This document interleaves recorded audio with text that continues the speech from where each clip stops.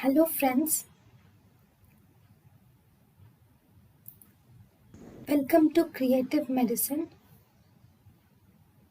In this lecture, we will learn about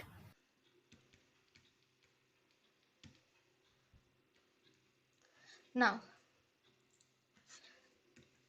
congenital and developmental cataracts. In the congenital and developmental cataracts, first etiology of congenital and developmental cataracts.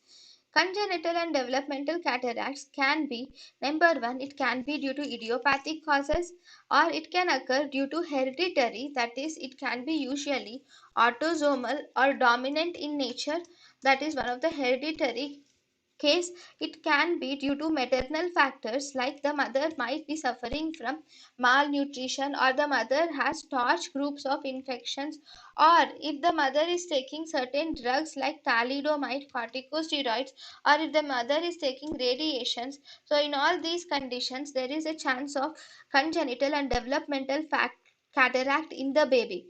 Similarly, there are some infantile factors are also present or fetal factors are also present, like metabolic factors like galactosemia is associated with cataract.